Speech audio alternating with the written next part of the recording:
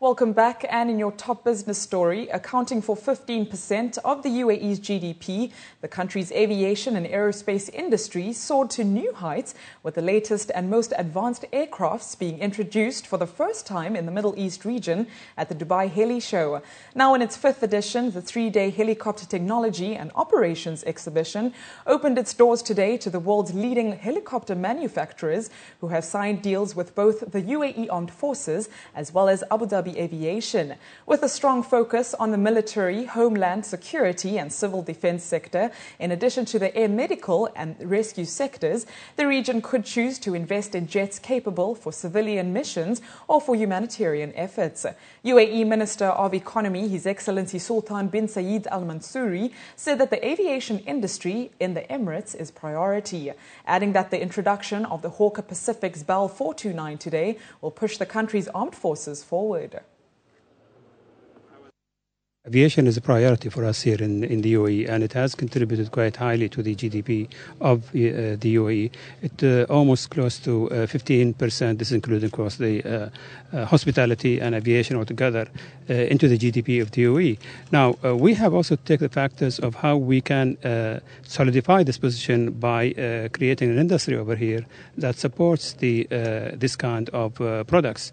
Now, the UAE is placed very well as the best in the region, taking into consideration the laws and regulations that govern the doing business in the UAE and also in the region, and also the flow of investment that we have over here in the UAE, which actually aid and support the establishment of this kind of operation here in the UAE.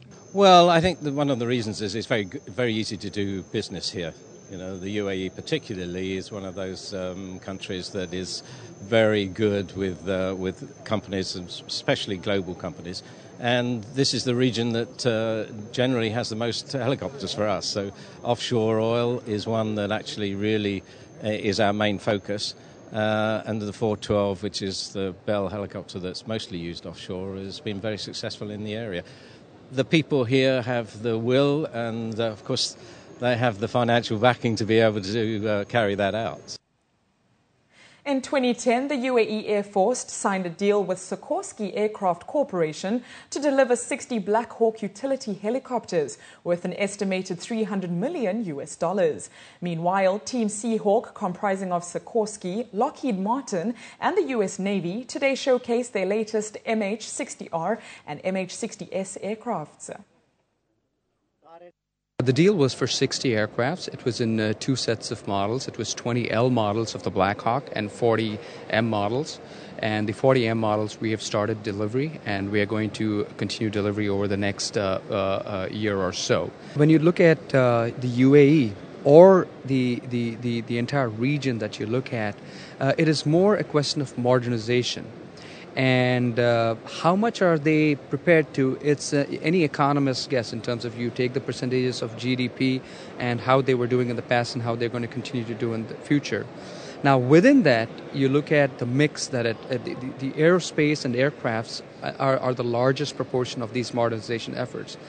I cannot give you a number as to how much exactly would go into a Seahawk program or a Black Hawk program, but we see that these are multi-decade programs that you look at. And it's important to know that the entire Middle East and UAE is probably being at the forefront of this modernization effort. There is an interest, again, like I say, within this region. And depending on what you want to do with an MH-60S, for example, there's multiple opportunities there. The aircraft can be used in a military function, but it can also be used in a humanitarian function, which is what we see the Navy do, for example, on tsunami relief and those kind of efforts. The MH-60R gives you a whole other added capability more from a naval perspective in the aspect of submarine warfare and anti-ship warfare. So depending on what your overall needs are, either one of these platforms we feel would fit both of those. Plans to increase trade between Britain and the UAE to £12 billion by 2015 are well on track, as the UK-UAE Business Council met on Monday for the third time in Dubai, bringing together business leaders from the UK and UAE to further drive commercial ties between the two countries. UK companies are exploring opportunities to participate in the UAE's £1.4 trillion of construction and infrastructure development program and the development of its healthcare sector, which will be worth worth £7.4 billion by 2015. The UAE is also a major investor in the UK, with over £5 billion invested in the energy, infrastructure and regeneration sectors throughout the regions.